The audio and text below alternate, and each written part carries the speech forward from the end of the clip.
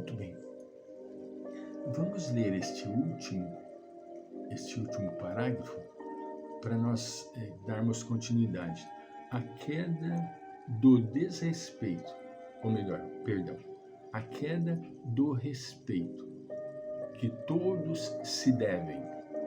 Respeito este sem castração nem temor. Estimula a indisciplina que começa na educação das gerações novas, relegadas a um plano secundário em que se cuidam de oferecer coisas em mecanismos sórdidos de chantagem emocional, evitando-se dar amor, presença, companheirismo e orientação saudável. Olha, eu lembro-me aqui falando da minha época de escola, quando nós tínhamos uma diretora, eu vou citar o nome, por ser uma criatura excepcional e já deve ter partido para a espiritualidade. Diretora, professora Dolores Beltrán Cervantes, de São José do Rio Preto. Essa criatura era uma criatura de estatura média, pequena, mas ela impunha um respeito no ginasial excepcional. Estudávamos em São José do Rio Preto, no Instituto Monsenhor Gonçalves. Quando ela chegava, estava aquela bagunça no pátio, correndo para lá e para cá os meninos, né? Quando ela chegava no pátio, todo mundo se aquietava. E já as classes se colocavam em fila para ir para a sala. E na época nós cantávamos o hino nacional, antes de ir para a classe. Entrávamos, íamos. Quando se falava de ir na diretoria da professora Dolores Beltrán, a gente arrepiava. Por quê? Porque ela impunha, ela tinha um cunho de respeito imensurável. Entende? Só que hoje não existe mais isso. Os professores entravam, os alunos ficavam em pé. E isso aconteceu comigo até no ginásio. Entrava o professor, os alunos se levantavam. Isso é o quê? Respeito, que hoje não tem mais. A crise de autoridade responde pela corrupção em todas as áreas. A crise de autoridade, porque não tem autoridade, né? Sob a cobertura daqueles que deveriam zelar pelos bens públicos e administrá-los em favor da comunidade, pois que, para tal, se candidataram aos postos de comando, sendo remunerados pelos contribuintes para este fim. Eles foram lá designados para determinados trabalhos, só que não cumprem. A crise de autoridade responde pela corrupção. Não tem mais autoridade, perdeu-se a autoridade e o respeito. Como efeito, os maus exemplos favorecem a desonestidade discreta e pública dos membros esfacelados do organismo social enfermo, preparando os bolsões de miséria econômica, miséria moral, com todos os ingredientes para a rebelião criminosa, o assalto à mão armada, o apropriamento indébito dos bens alheios, olha, a insegurança geral, assalto à mão armada.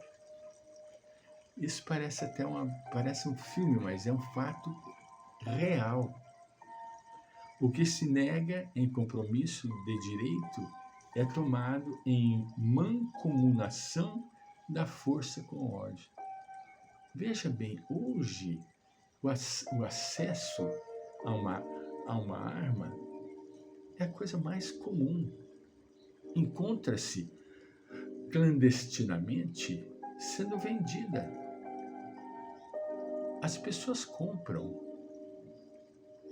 e, por sua vez, acham que, por terem adquirido, podem usar a revelia. E isso é uma pena, porque acontece. Mesmo, diz ela, os valores espirituais do homem se apresentam em crise de pastores, de amigos, capazes de exercerem o ministério da fé religiosa com serenidade, sem separativismo, com amor, sem discórdia na grei, com fraternidade, sem disputas da primazia, sem estrelismo. Eles não conseguem fazer isso. Se não houver o tal chamado estrelismo, a pessoa não fica satisfeita. Então, o que acontece? Acontece a inversão dos valores. O pastor, que deveria ser o condutor das suas ovelhas, aquele que conduz as suas ovelhas pelos caminhos abençoados que a vida nos oferece, que a religião nos orienta, ele, por sua vez, abusa, além dos seus seguidores, abusa dos poderes que lhes foram outorgados, no sentido de adquirir financiamentos, de desvio de verba. É muito comum isso. Então, nós vivemos um momento, eu diria, convulsivo, necessário. Nossa, Francisco, você acha que é necessário que ocorra todas esses distúrbios? É necessário, porque o próprio Cristo nos disse: deixai vir os escândalos, mas que não sejas tu o causador do escândalo, porque é através do escândalo que nós vamos pôr em ordem a casa, entende? Essa varredura dos escândalos, nós estamos caminhando. A chamada o mundo que estamos nos aproximando, a transição em que estamos entrando, vai trazer isso tudo à tona. E serão mostrados e separados o joio do trigo, para que a gente faça uso das boas sementes. Isso é necessário. Se nós não vermos e não tivermos acesso às sementes ruins, como nós vamos saber que existem sementes ruins? Não que nós precisamos acessá-las, mas nós vamos ter que ver, separar o joio do trigo, para que a semeadura seja produtiva. Entende? Nas várias escolas da fé, continua Joana para encerrar este subitem, espocam a rebelião, as disputas lamentáveis, a maledicência ácida ou o distanciamento, formando quistos perigosos no corpo comunitário. Eu estou lendo para vocês aquilo que Joana de Ângeles está nos trazendo. Vivemos um período, o próprio tema do estudo nos diz, né? Nos diz que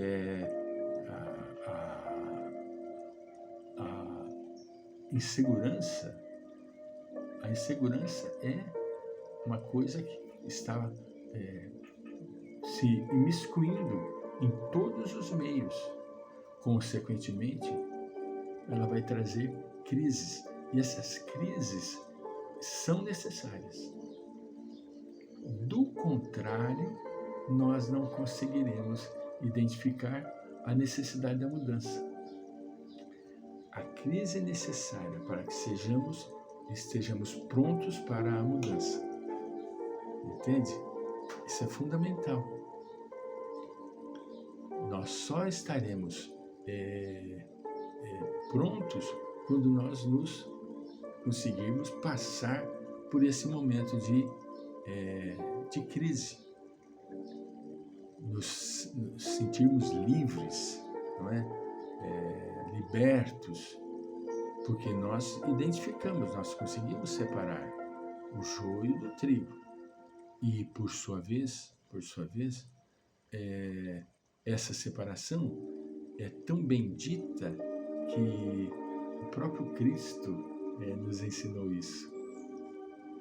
Separai o joio do trigo, para que tenhais boa semeadura. Voltaremos.